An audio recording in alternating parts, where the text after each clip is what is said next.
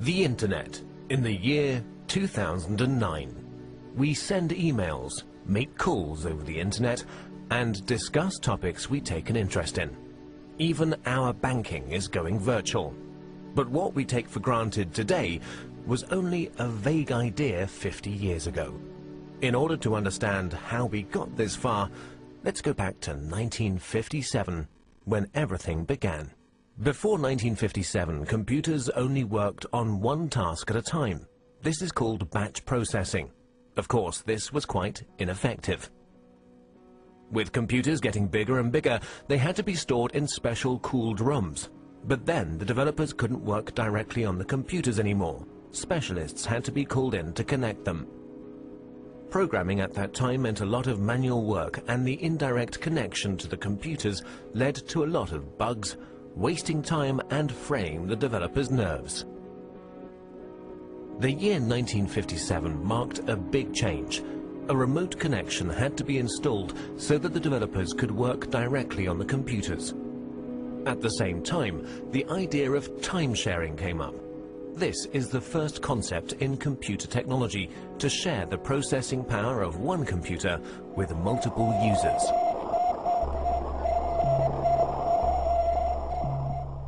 On October the 4th in 1957, during the Cold War, the first unmanned satellite Sputnik 1 was sent into orbit by the Soviet Union.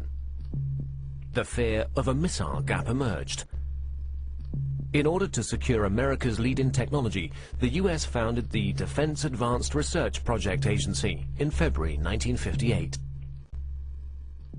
At that time, knowledge was only transferred by people.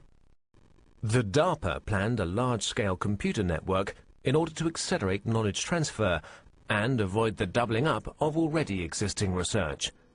This network would become the ARPANET. Furthermore, 3 other concepts were to be developed, which are fundamental for the history of the Internet.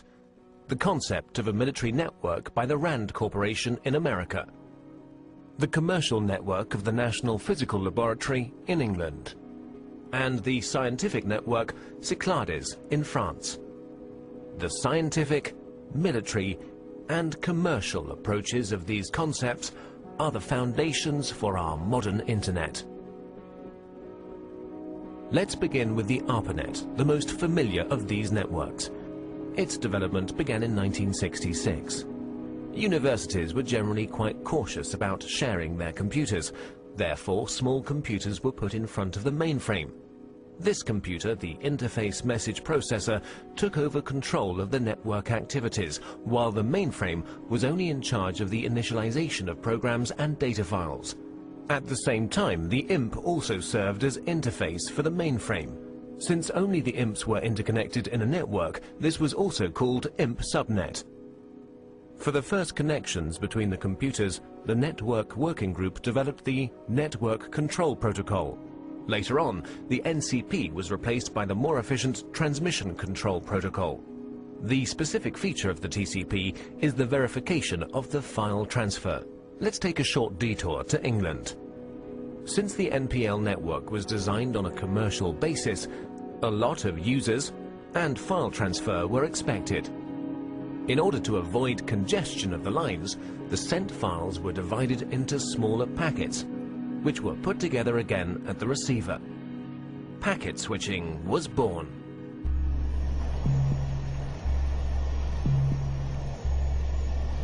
In 1962, American Ferret aircraft discovered middle and long-range missiles in Cuba, which were able to reach the United States.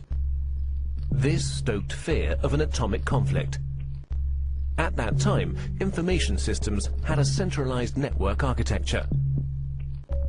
To avoid breakdown during an attack, a decentralized network architecture had to be developed, which, in case of loss of a node, would still be operative. Communication still used to work through radio waves.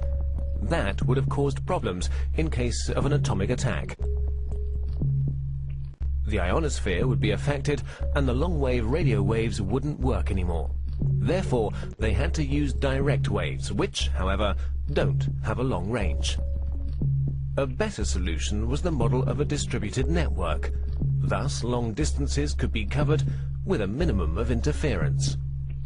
Another milestone followed with the development of the French network Cyclades. Since Cyclades had a far smaller budget than ARPANET, and thus also fewer nodes, the focus was laid on the communication with other networks. In this way, the term Internet was born. Moreover, Cyclades' concept went further than ARPA's and the MPL's.